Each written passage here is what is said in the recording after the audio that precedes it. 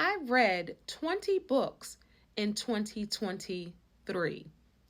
All right, so all week I'm going to be recapping and talking about some of the things that I did in 2023 and making sure, as a remix coach, I remix that number for 2024. So in 2024, I have to read at least 21, probably more. All right, let's go through some of the books I read or reread because they were so good. I wanted to read them again. So let's start with number one, Worthy, Jada Pinkett Smith's book. Now, I listened to the audio as well as read the book. So I'm not counting that twice, because if I counted that twice, then it would be 21. Forgot to tell you, I love autobiographies. They're my favorite genre. I reread Set Boundaries, Find Peace by Nedra Glover Tawwab. I reread two of Terry McMillan's books. Who Asked You is one of them. And I Almost Forgot About Me. Now, if you're a woman of a certain age or a man of a certain age, those books will resonate with you. And my daughter, who is, of course, younger than I am, she read, I think, did she read both of them or one? And she loved them too. So they're books for all ages. That's number 4 was Sister Friends Forever by Kimberly Lawson Roby. I love her. She's one of my favorite authors of novels. So I guess that's a half a book because I didn't complete that book yet. Feeding the Soul, Tabitha Brown. I reread that. I think this is the second, maybe third time that I've read it. And since we're talking about multiple times, Will Smith.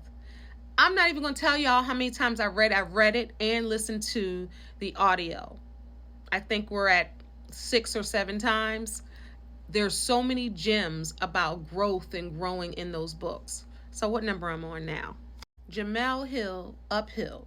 This is the second time I read that book. I didn't realize this year I was remixing books. I didn't realize I read as many as I did more than once. But Jamel Hill, Uphill, that's her autobiography. Very good. Again, I love autobiographies. Oh, third Terry McMillan book I read this year is Waiting to Exhale. I have not read, I remember when Waiting to Exhale first came out, right? I read that thing from cover to cover and I wanted to reread it again. So I did that. Summer on the Bluff, Sunny Hostin's book. This is the one we've been waiting for. It's a follow-up to the other one that she put out, I think, during COVID. Great book. And another one that I haven't read before now is More Myself, Alicia Keys' memoir. It was very good. It was very good. It gave a lot of insight on Alicia Keys and the music industry and different things. So she shared, and I appreciate and respect that. I was pleasantly surprised with that. The Light We Carry, Michelle Obama.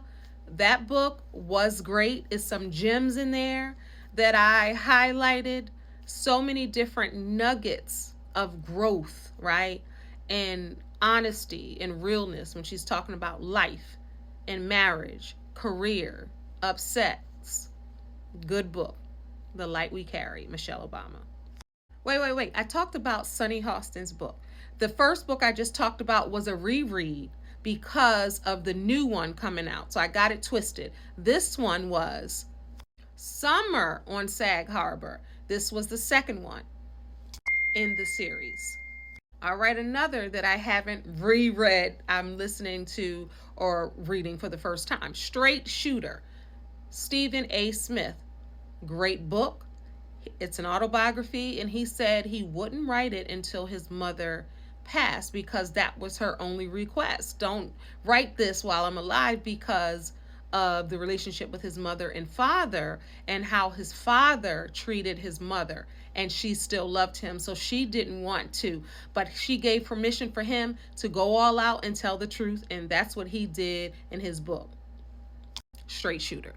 Another reread, I Am Deborah Lee. Deborah Lee was the CEO of BET.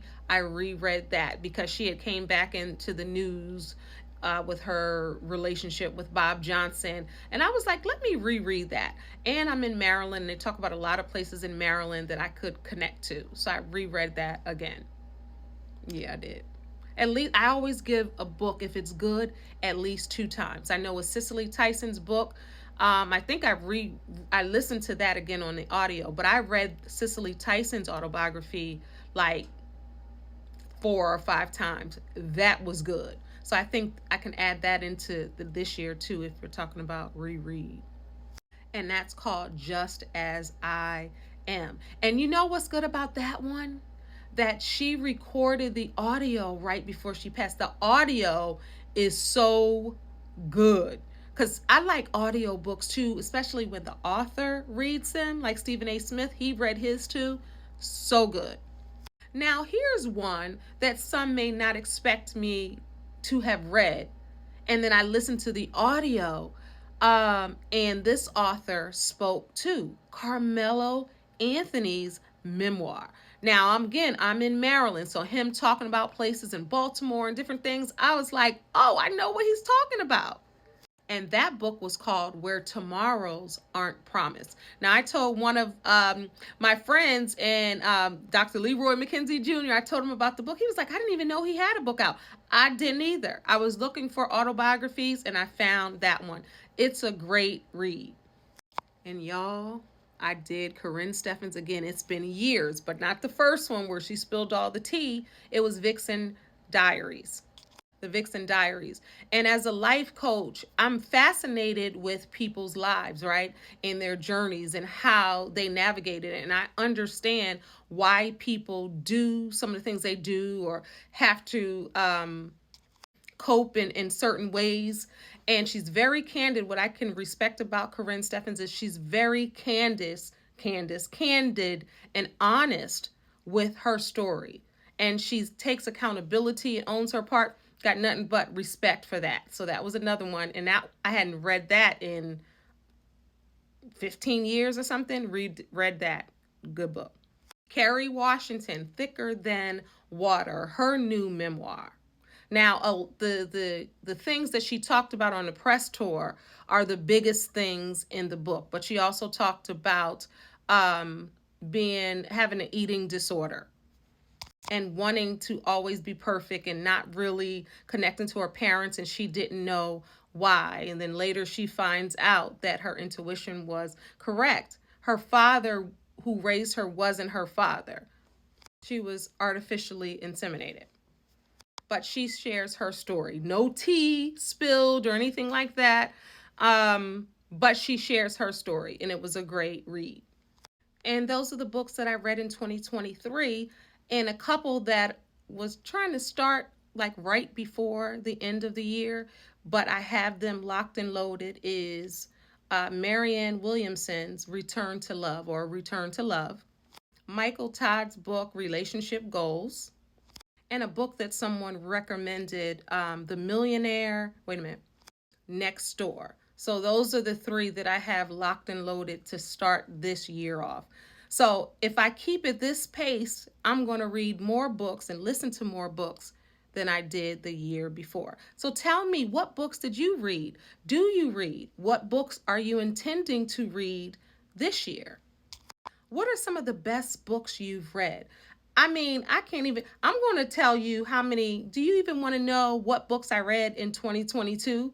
That's a game changer too. I read a whole lot of books, and I think I might have read more books in 2022 than 2023. I got to check. Hold up. Y'all, I just looked. I read 19 books in 2022. So, okay, so I'm on the right track. And I read some good ones in 2022. If you want to know some of those books that I read, let me know in the comments. So, I'm asking again, what are you reading? See, I got my robe on. This is how you read a good book, right? All right, till next time, this is Kendall Lenice, the Remix Coach. God bless y'all. Peace. Happy New Year.